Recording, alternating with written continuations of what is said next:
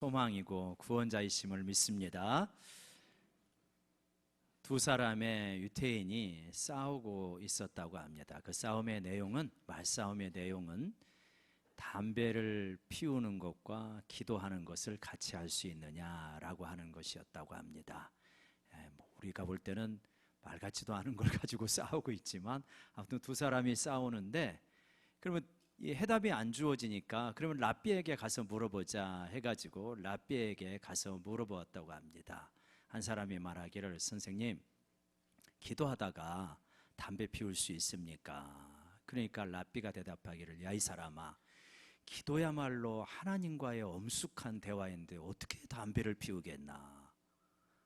그러니까 이제 두 번째 사람이 가가지고, 선생님, 담배를 피우다가 기도할 수 있습니까? 고뇌에 차서 기도할 수 있습니까? 그랬더니, 기도란 언제 어디서든 할 수 있는 것이니 얼마든지 할 수 있지. 똑같은 상황이잖아요. 담배 피우는 것과 기도하는 것을 같이 할 수 있느냐? 근데 질문에 따라서, 보는 시각에 따라서 답이 얼마든지 다를 수 있다. 이거를 우리가 프레임을 어떻게 짜느냐라고 이렇게 말할 수 있죠.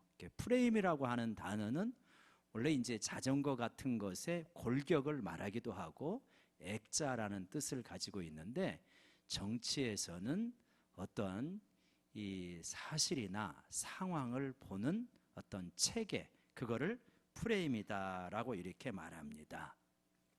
그래서 세상과 사물을 이해하는 체계라고 이렇게 볼 수 있는데, 이 다음 그림을 한번 보여주시면, 프레임을 짜는 거에 따라 가지고 이렇게 다양하게 볼 수 있는 거죠. 코끼리가 있는데 어떤 액자로 잘라내느냐, 어떤 시각으로 보느냐에 따라 가지고 다양한 모습으로 나올 수가 있다. 정치는 프레임 싸움이다, 이런 말을 하지 않습니까? 한일 간의 무역 분쟁이 생겼을 때, 그랬을 때 야당에서는 이 문제를 외교적으로 풀어야 된다라고 비판을 하였습니다. 정부 당국도 당연히 이면에서는 그런 노력을 치열하게 기울였지요. 근데 이제 일본이 반응을 안 했지 않습니까? 이제 그런 가운데 야당이 계속해서 정부 여당을 비판하니까, 정부 여당에서 어떤 프레임을 짰느냐 하면, 지금 입항국에 일본하고 대화하자고 하는 것은 친일하자는 거다, 친일파의 프레임을 짠 거예요. 한국에서 친일이라고 하는 것처럼 무서운 낙인이 없습니다. 그러니까 이 비판이, 이 대안이 상당히 괜찮은 대안이었지만 더 이상 말을 할 수가 없는 거죠.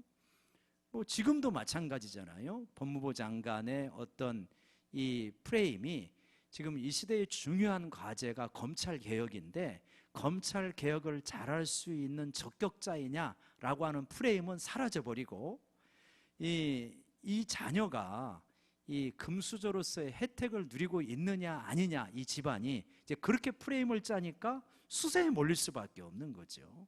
프레임은 정치판에서 이렇게 중요한 것 같습니다. 근데 이제 이 프레임이 정치판만 아니라 영적인 싸움판에서도 너무 중요하다는 거예요. 그래서 우리 첫 번째 PPT를 보여주시면, 우리 안에 이 프레임이 있는 것이죠. 어떤 프레임이냐면 세상의 프레임과 그 다음에 하나님 말씀이 주는 프레임이 우리 안에 있는 거예요. 그래서 영적인 싸움을 벌이는 거예요. 근데 프레임을 잘못 짜면 늘 수세에 몰려요. 패할 수밖에 없어요. 프레임을 잘 짜면은 승리할 수 있고, 그 다음에 우리가 힘있게 나아갈 수가 있게 되는 거예요. 싸움에서 승리하기 때문에. 그래서 프레임을 어떻게 짜느냐라고 하는 것이 영적인 싸움에서도 굉장히 중요하다. 성경은 우리 인간에 대해서 어떻게 말하고 있는지를 알아야 우리가 프레임을 잘 짤 수가 있습니다. 한번 우리가 그 말씀을 따라가 보면, 성경 말씀을 따라가 보면 창세기 2장 7절에 인간이 어떤 존재인지를 말하는데요, 2장 7절 말씀을 한번 읽어보겠습니다. 시작. 여호와 하나님이 땅의 흙으로 사람을 지으시고 생기를 그 코에 불어넣으시니 사람이 생령 산 존재가 된지라. 우리가 잘 아는 창세기 2장 7절 말씀인데 내용은 굉장히 사실은 어렵습니다. 세 문장으로 되어 있는데 첫 번째 문장은 여호와 하나님이 땅의 흙으로 사람을 지으셨어요. 그래서 우리의 몸이 대단한 것 같아도 뭐 얼짱, 뭐 몸짱, 뭐 별별 짱들이 다 있지만 이거 100년만 지나면요 이거 흙으로 다 갑니다. 이거 별거 없어요. 흙으로 만들었기 때문에 원래 성분이 그렇기 때문에 흙으로 가는 거예요. 몸은 흙으로 되어져 있어요. 이거는 쉬운데 그 다음이 이제 좀 어렵습니다. 생기를 그 코에 불어넣으시니 생기는 생명의 기운인데 이건 영어 성경으로는 생명의 호흡이라고 되어 있어요. 그러니까 생명의 호흡을 하나님이 그 코에 후 하고 불어넣으신 거예요. 생명의 호흡을 불어넣었어요. 그래서 우리 생명이 무엇에 달려 있습니까? 숨에 달려 있어요. 우리가 뭐 대단한 존재인 것 같아도 숨 못 쉬면 끝나요. 예. 그래서 돌아가셨다를 뭐라고 말합니까? 숨이 끊어졌다고 말하는 거예요. 숨이 끊어지는 순간 생명이 끊어지는 거예요. 그러니까 생명과 숨은 밀접한 관계에 있어요. 하나님이 그렇게 만드셨어요. 그래서 생명의 호흡을 코에 불어넣으셨습니다. 그때 생명이 생기고 영이 들어오게 됐어요. 우리 안에 영이라고 하는 것은 하나님을 인식하는 부분을 영이라고 말합니다. 일단 그렇게 기억을 좀 해두시고요. 그 다음 세 번째 문장이 사람이 생령이 된지라 이렇게 되어 있는데 교회 다니면 영이라는 소리를 많이 듣기 때문에 생령 이렇게 해가지고 영이라고 생각하기가 쉬워요. 근데 이거는 이제 번역이 잘못된 것이다 이렇게 봐야 돼요. 이 생령은 영어 성경으로는 살아있는 존재, 살아있는 혼 이렇게 되어 있어요. A living being 혹은 living soul 이렇게 되어 있어가지고 살아있는 존재 혹은 살아있는 혼 이렇게 되어 있어요. 근데 우리가 혼 하면은 우리 몸의 어떤 구성된 부분으로 생각을 하잖아요. 영, 육, 혼 이렇게 되어 있으니까 그러니까 육이라고 하는 것은 우리의 몸이요. 우리가 이렇게 볼 수 있는 몸이요. 혼이라고 하는 것은 우리 자신을 자신되게 하는 지정의 이 부분을 혼이라고 보통 말한단 말이에요. 영은 하나님을 인식하는 부분을 말하는 하나님을 의식하는 부분 이렇게 해가지고 혼이다라고 생각하는데 아까 PPT 다시 한번 보여주시고요. 근데 그 혼이라고 하는 것이 그렇게도 사용되어지지만 이거는 굉장히 소수예요. 실제 성경에서 혼이라고 사용되어지는 부분은 뭐냐면 존재를 말해요. 존재, 생명을 말하는 거예요. 그 성경을 읽다가 이해가 안 되신 부분이 있을 거예요. 근데 이제 우리말 성경으로는 영과 혼이 막 뒤섞이기 때문에 그래도 영어 성경을 보시거나 다른 번역을 보면 좀 참고가 되어지는데 이게 혼이라고 하는 것은 생명이나 존재를 말해요.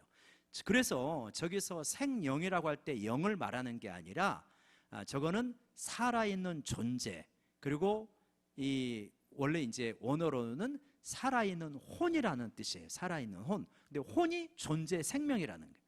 그러니까 이 하나님께서 코에 생명을 불어넣어서 살아있는 존재가 되었다라고 이렇게 이해하시면 저 번역이 정확한 것이다 이렇게 볼 수 있습니다. 자, 이제 이렇게 되어졌는데 이때 영이 들어왔다 그랬잖아요. 근데 이 영이 떠나시는 일이 생깁니다. 왜 그러냐면 창세기 3장에서 아담이 죄를 지어가지고 아담과 하와가 에덴 동산에서 쫓겨나게 되지 않습니까? 그리고 4장에 보니까 막 그 아들인 가인이 자기 동생 아벨을 죽이는 장면이 나와요. 그러면서 이 창세기 3장, 2장, 3장, 4장이 너무나 급격하게 이 인간의 타락의 모습이 나오는 거예요. 그래가지고 하나님께서 그 모습을 고통스럽게 보시다가 창세기 6장에 가면 어떤 장면이 나오냐면 사람들이 그냥 자기가 좋은 대로 다 해버립니다. 그냥 그 자기가 원하는 대로 그냥 죄를 다 지어요. 그래서 자기가 보기에 좋은 여인이 있으면 그 여인이 처녀이든 남의 부인이든 뭐 상관이 없이 다 아내로 삼는 장면이 나옵니다. 그래가지고 하나님께서 도저히 못 견디시는 거예요. 그래가지고 뭐라고 그러냐면 창세기 6장 상반절에 하나님이 하나님의 영을 철수시키는 장면이 나옵니다. 도저히 너희의 죄하고 내가 함께 있지를 못하겠다는 거예요. 한번 읽어볼까요? 시작. 여호와께서 이르시되 나의 영혼이 영원의 사람과 이는 그들이 육신이 됨이라. 나의 영이 영원인데 영원히 사람과 함께하지 아니하리니 이는 그들이 철저하게 육신이 되었다. 철저하게 육신이 되어서 도저히 내 영이 너희들과 함께 있지 못하겠다고 하나님의 영이 철수하시는 장면이 나와요. 그러고 나서 인생이 고달파지는 거예요. 예를 들면 이런 것입니다. 내가 어떤 사람을 아끼고 사랑해요. 잘 해주고 싶어요. 근데 이 사람이 만나서 이야기를 하면 늘 거짓말이요, 욕을 달고 살고, 그리고 주변 사람들하고 자주 싸우고, 그래가지고 있는 내가 너무 불편한 거예요. 그러면 어떻게 하겠습니까? 여러분 같이 있겠습니까? 철수하시잖아요. 아, 내가 정말 사랑하고 도와주고 싶은데 못하겠다. 그리고 철수하는 거예요. 그리고 정말 어려울 때 와서 잠깐 도와주고 다시 철수하는 거예요. 구약에 보면 그래요. 하나님의 영이 일시적으로 임하였다가 다시 돌아가셔요. 철수하시는 장면이 나와요. 이것을 안 다윗이 시편 50편에서 죄를 짓고 나서 너무 두려운 거예요. 하나님의 영이 영원히 머물지 않을까 봐. 그래서 뭐라고 합니까?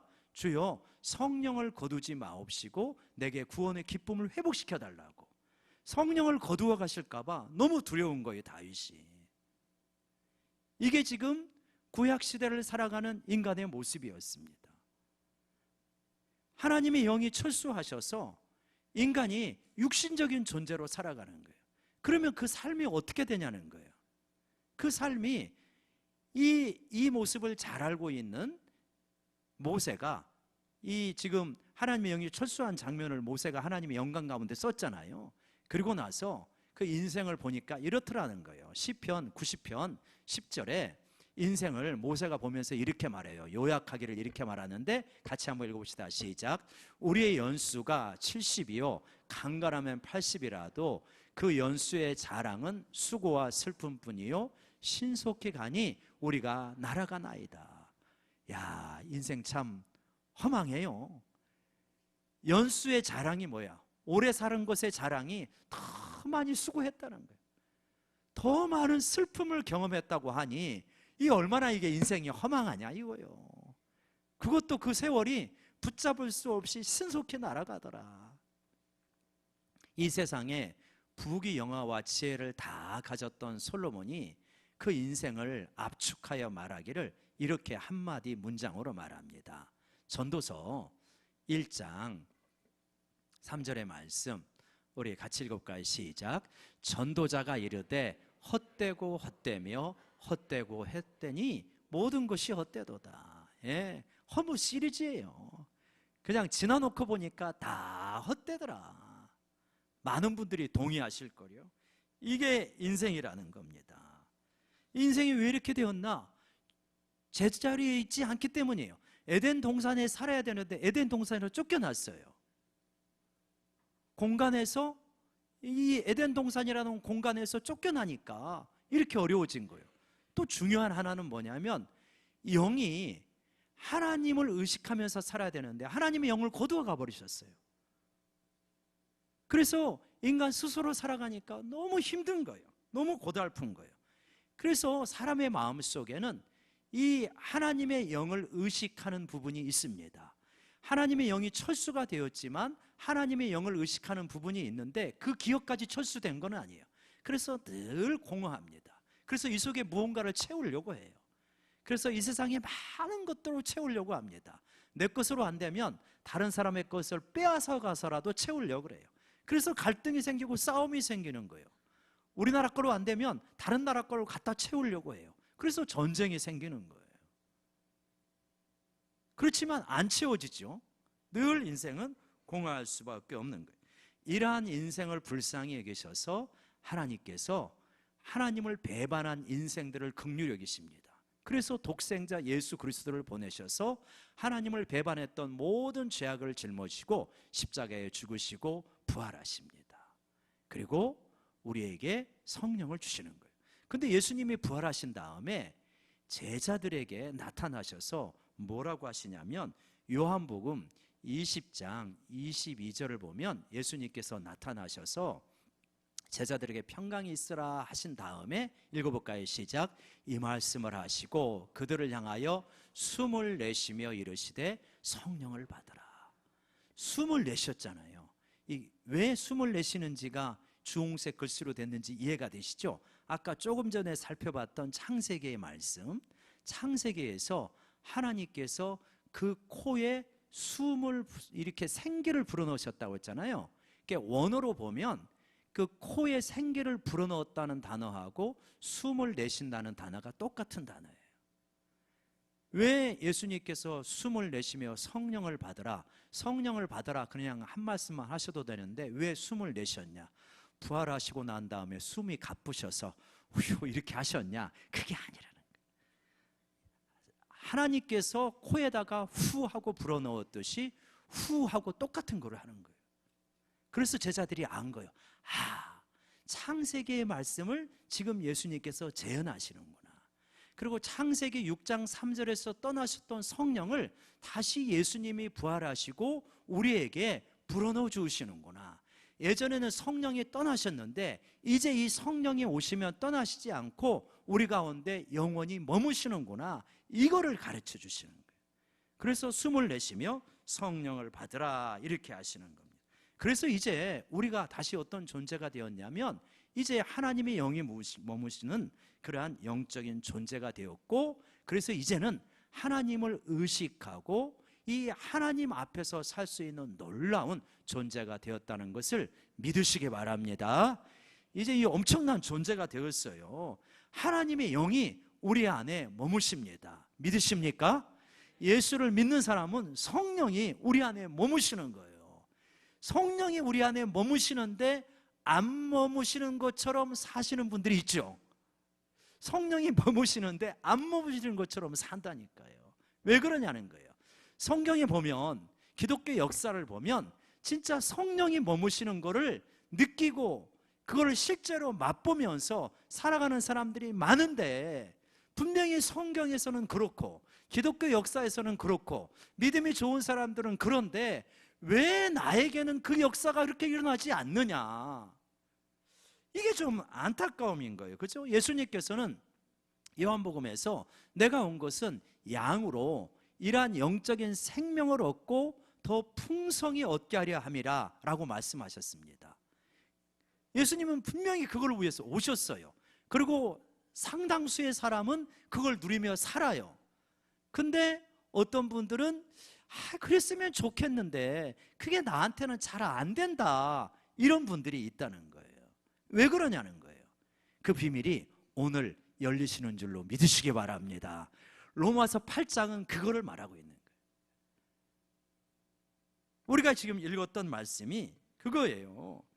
육신을 따르는 자. 자, 아까 육신 이제 기억하시죠? 우리가 지금 육신, 하나님의 영이 떠난 것은 육신이 된지라 이렇게 말씀했단 말이에요. 자, 근데 육신을 따르자는, 우리가 읽었던 본문 보면 육신을 따르는 자는 뭐 한다고요? 육신의 일을, 영을 따르는 자는 영의 일을 생각한다는 거예요. 생각한다는 거예요. 늘 생각이에요. 그러니까 육신을 따르는 자는 육신의 생각을 늘 하고 있어요. 영을 따르는 자는 영의 생각을 늘 하고 있어요. 자, 오늘 이 자리에 우리가 다 같이 앉아 있는데 조금 더운 것 같습니다. 조금만 더 키워주세요. 네, 에어컨을. 자, 우리가 다 이 자리에 앉아 있는데 어떤 마음으로 앉아 있는지는 다 달라요. 근데 분명히 말할 수 있는 건 뭐냐면, 지난 한 주 동안에 육신의 일을 많이 생각하고 이 자리에 계신 분들은 예배 시간이 빨리 끝나기를 원합니다. 빨리 끝나고 집에 가서 쉬었으면 좋겠다, 혹은 맛있는 거 먹었으면 좋겠다. 오늘 점심 보니까 메뉴가 많아요. 떡, 과일, 오이, 가지, 소고기. 야, 저거 하나 먹었으면 좋겠다, 이럴 수가 있는 거요. 육신을 따르면은 영적인 기쁨이 없어요, 우리에게. 근데 지난 한 주 동안에 정말 좀 주님을 붙들고 살려고 하고 성령에 민감하게 살려고 하는 분들은 영적으로 지금 상당히 충만함을 누리시고, 더 깊은 영적인 진리가 없을까? 하나님의 은혜를 더 좀 많이 누릴 수 없을까? 이 마음을 가지고 예배에 임하시게 되는 거예요. 그러니까 육신을 따르는 자는 육신의 일을 생각하고요, 영을 따르는 자는 영의 일을 생각합니다. 생각한다는 말은 무슨 말이냐면 마음에 둔다는 거예요. 조금 더 자극적인 언어로 말하면 매달린다는 거예요. 매달려요. 육신의 일에 매달리는 사람이 있고 영에 매달리는 사람이 있어요. 저 매달리는 그림을 한번 좀 잘 이렇게 마음속에 담아가시기를 바랍니다. 나는 무엇에 매달려 살고 있는가? 육신의 일에 매달려 살고 있는가? 영의 일에 매달려 살고 있는가? 육신의 일에 매달려 살고 있으면 육신의 일은 어떻다고 말합니까? 육신의 생각이 뭐라고요? 사망이라는 거예요. 결국은 사망의 냄새가 나요. 영에 매달리고 있으면 생명과 평안이에요. 생명과 평안이 넘쳐나게 되는 거예요. 생각이 정말로 중요합니다. 결국 생각이 판가름을 나는 거예요. 우리가 흔히 그렇게 이야기하잖아요. 이 컵에 물이 반이 있을 때 물이 반밖에 안 남았네, 하간 되는 게 없어 라고 만약에 생각하면 그 사람의 삶이 어떻게 될지는 눈에 보이잖아요. 부정적이니까, 소극적이고 부정적이고 염세적이면 그 삶이 그렇게 힘겨워지는 거예요. 반면에 물이 반이나 남았네 라고 생각한다면 굉장히 긍정적이고 감사가 많고, 그러면 그 삶이 갈수록 좀 풍성해지는, 물론 환경적인 요인도 무시할 수는 없지만 일단 생각이 너무너무 중요하다. 이거는 뭐 누구나 다 느끼는 거예요. 결국은 생각이 그 사람입니다. 한번 따라해보세요. 생각이 그 사람이다. 일반적인 인생을 살아가는데도 생각이 중요합니다. 영적인 세계는 더 중요합니다, 여러분. 육신적인 생각에 붙들려 사느냐, 영적인 생각에 붙들려 사느냐라고 하는 것이 영적인 판도를 좌우한다라고 하는 거예요. 그러니까 육신의 생각은 무엇이냐? 육신의 생각을 좀 정리해 보면 결국은 육신의 생각이 다 죄는 아니지만, 그러니까 죄로 갈 수 있는 요소들도 많이 있습니다. 성경에서는 육신의 정욕, 안목의 정욕, 이생의 자랑이라고 요약해 주세요. 육신적인 생각은 뭐냐면 육신의 정욕, 안목의 정욕, 이생의 자랑. 육신의 정욕이란 무엇이냐? 이 어떻게 좀 더 잘 먹을까? 어떻게 좀 더 맛있는 거를 먹을까? 따뜻한 거를 입을까? 더 좀 편안하게 살아갈까? 이런 것들이에요. 이게 육신의 정욕이에요. 안목의 정욕은 너무 보는 거를 좋은 것만 보려고 하고 좋은 것을 다 소유하려고 하는, 이게 안목의 정욕이에요. 이생의 자랑은요? 이생의 자랑은 그냥 사람들로부터 인정과 사랑과 인기를 늘 얻으려고 하는 거예요. 이런 것들을 자꾸 추구하게 되는, 그러니까 나를 위하여서 이런 것들을 자꾸 추구하게 되는 생각이 육신적인 생각이에요. 아마 믿음이 좋으신 분이 명절에 이 육신적인 세속적인 생각으로 가득한 그러한 프레임을 가지고 있는 분을 만나고 대화하면 굉장히 힘겨우실 겁니다. 프레임이 다르기 때문에 만나가지고 돈 자랑, 자식 자랑, 얼마나 자기가 의지가 강해서 이 땅에서 성공적인 삶을 살고 있는지 이거를 쭉 자랑하시면 여러분 뭐 이렇게 점잖으시니까 드러내놓고 반발은 안 하시겠지만 마음에 기쁨이 없고 그냥 단순하게 어떤 내가 그만큼 가지지 못하기 때문에 느끼는 열등감이 아니라 저거는 아닌데 왜 만나면 늘 저런 소리일까, 이런 어떤 피곤함을 느끼실 거예요. 왜냐하면 프레임이 다르기 때문이에요. 그래서 프레임 전쟁이라고 했잖아요. 프레임을 바꿔야 돼요. 그러니까 예수를 믿으면서도 왜 예수님이 주시고자 했던 생명과 풍성함이 없느냐? 그거는 육신의 프레임을 붙들고 있기 때문이에요. 왜 그렇다고요? 육신의 프레임, 세상의 프레임을 많은 그리스도인들이 가지고 있어요. 교회를 나와도 육신의 프레임 속에 묶여 있는 거예요. 프레임은요, 그 프레임을 가지면 프레임이 말하는 중요한 것에 매달리게 돼 있어요. 육신의 프레임은 뭐냐면 육신의 정욕, 안목의 정욕, 이생의 자랑이 중요하다고 말하고 당연히 이거를 매달리는 것입니다. 그래서 교회에 와서도 그거를 달라고 하나님 앞에 기도하는 거예요.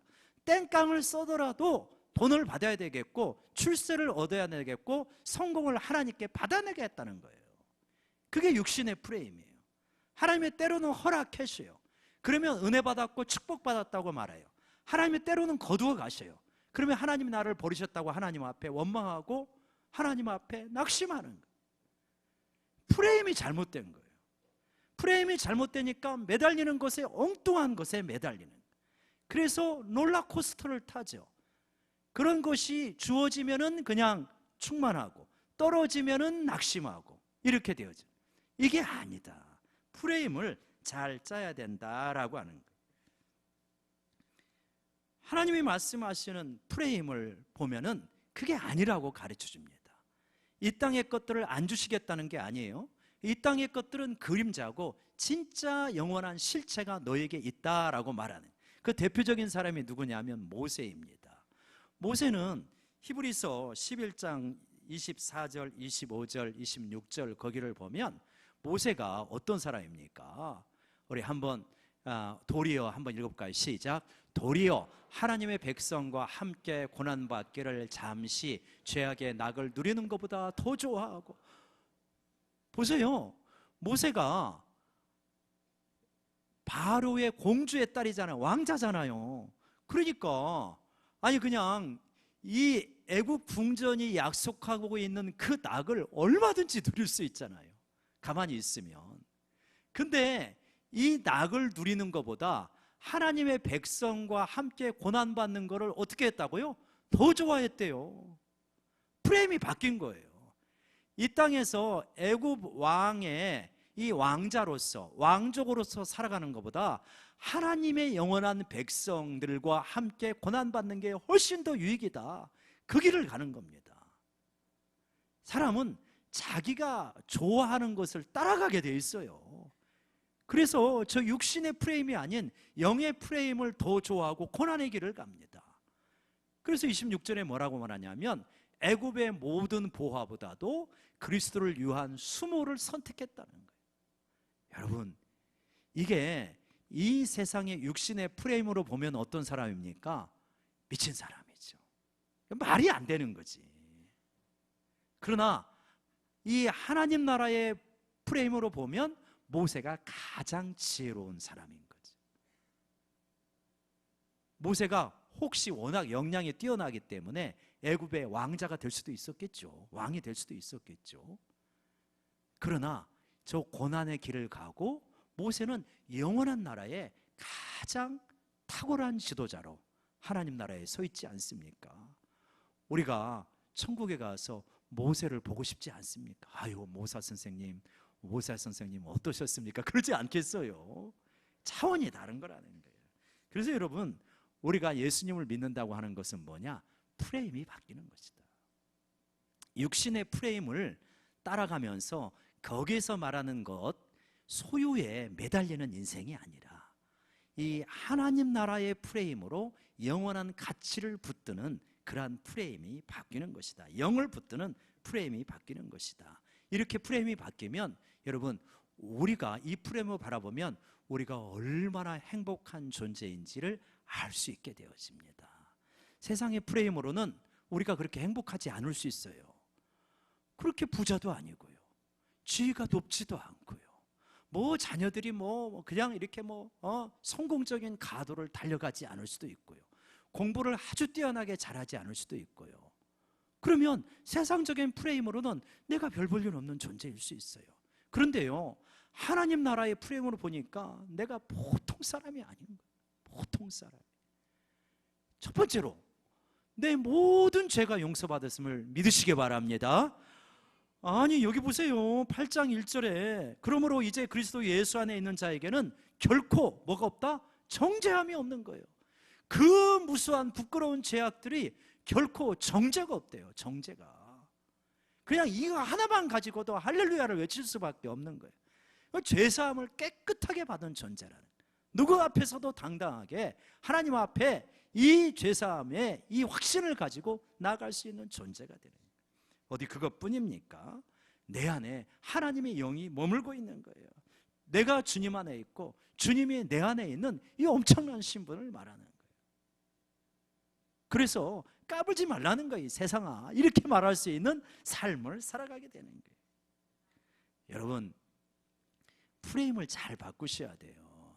만약에 명절에 모였는데 이제 이 아주 세상적으로 지혜롭고 똑똑한 분이 내가 노후 준비를 얼마나 잘했는지 한번 이야기해 본다고 합시다. 나는 걱정할 게 없다. 매달 충분히 먹고 살 만큼 매달 한 500 이상은 들어와. 나는 걱정할 게 없어.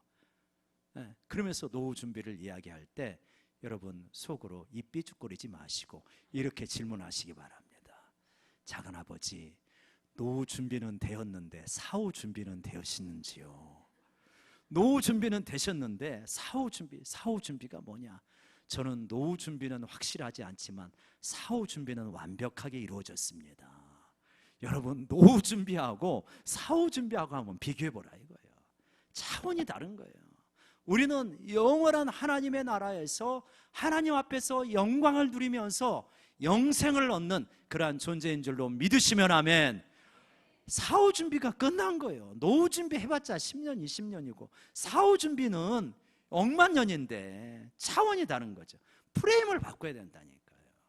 이 세상 프레임을 따라가면은, 그리고 이 세상의 프레임 속에서 매달리게 되면 여러분 우리는 많이 집니다. 많이 져요.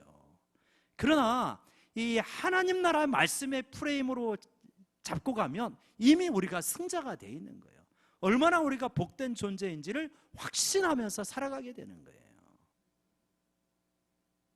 세상의 프레임 속에서 더 많이 얻으려고 씨름하지 마시고 이 하나님 나라의 프레임으로 내 인생을 바라보시기를 바랍니다. 그러면 매달려야 될 게 나온다는 거예요. 뭘 매달리는다는 거예요? 영에 매달려야 된다는 거예요. 성령에 매달려야 된다는 거예요. 그러면 뭐가 되느냐? 하나님 나라가 우리 가운데 임하는데 성령에 매달리고 있으면, 왜 성령에 안 매달리냐면 프레임이 안 바뀌어가지고 이게 얼마나 중요한지를 모르니까 자꾸 세상에 매달리시는 거예요. 프레임이 바뀌어서 성령에 매달리시면 이런 존재가 된다니까요. 로마서에서 이렇게 말합니다. 로마서 14장 17절 한번 읽어볼까요? 시작. 하나님의 나라는 먹는 것과 마시는 것이 아니라 오직 성령 안에서 의와 평강과 희락이라. 성령 안에 매달리시면요, 의와 평강과 희락이 여러분 안에 이루어진다는 것을 믿으시기 바랍니다. 그냥 이건 실제가 돼요. 누구나 예외가 없어요. 저는 예수 믿는 게 시원찮는데요. 아니요, 예수 믿는 게 시원찮은 게 아니라 성령님께 안 매달리시는 거예요. 안 매달리셔서 이거를 못 누리시는 것 뿐이에요. 매달리시면 다 누려요. 그러니까 이거는 하나님에 나오시면 새벽빛같이 일정하다 그러셨잖아요. 그러니까 하나님께 매달리시면 의와 평강과 희락이 밀려와요. 저는 요새 그런 게 없어요. 그냥 쉽게 말할 수 있어요. 안 매달리셔요, 여러분. 아까 그 절벽에 매달린 여자 있잖아요. 아니, 그렇게 죽기 살기로 하나님께 매달리는데 은혜가 없다? No, 불가능합니다. 내 몸이, 내 생명이 이 밧줄과 내 손에 매달려 있는데 어떻게 전력을 안 기울입니까? 하나님, 나 성령 없으면 나 죽어요. 성령님, 나 은혜 없으면 나 죽는 사람이에요. 나는 시체입니다. 은혜 없으면 나 아무 소용없는 거예요. 제발 나 좀 불쌍히 여겨주세요 하고 이렇게 매달리잖아요. 의와 평강과 희락이 여러분에게 밀려온다는 것을 경험하게 되실 줄로 믿습니다. 막 밀려오게 돼 있어요. 누구나 그렇게 되어 있어요. 믿는 사람은 다 그렇게 되어 있습니다.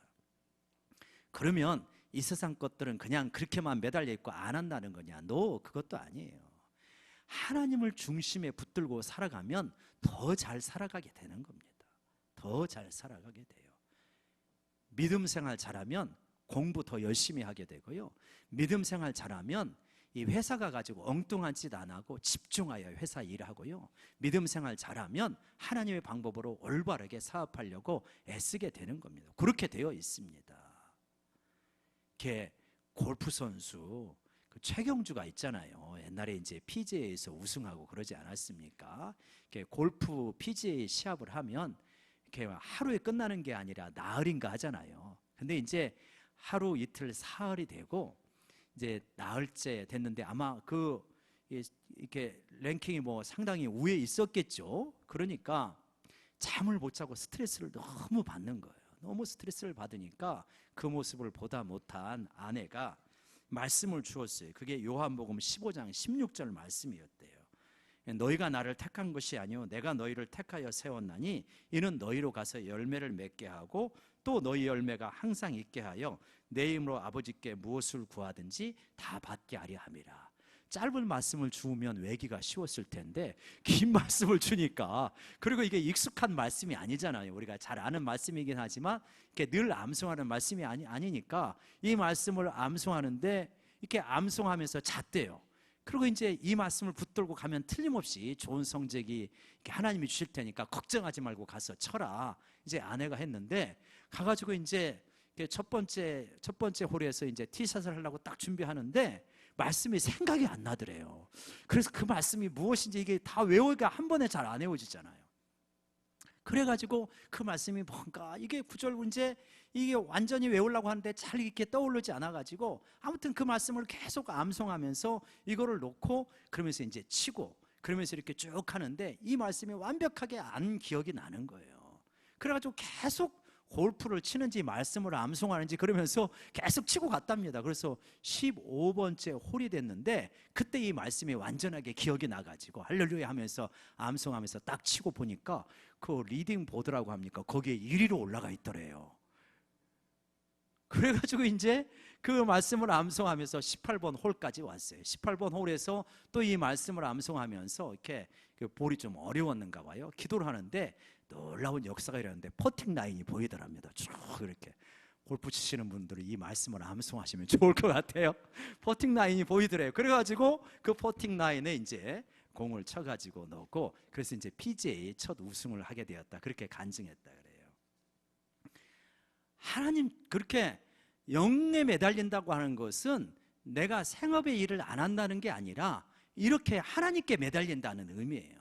똑같은 일을 하지만 하나님께 매달리면서 공부도 하고 주부의 일도 하고 회사 일도 하고 사업도 하고 하나님께 매달리는, 그렇게 되어지면 뭐가 온다고요? 의와 평강과 희락과 생명과 평안이 우리에게 넘쳐나게 된다.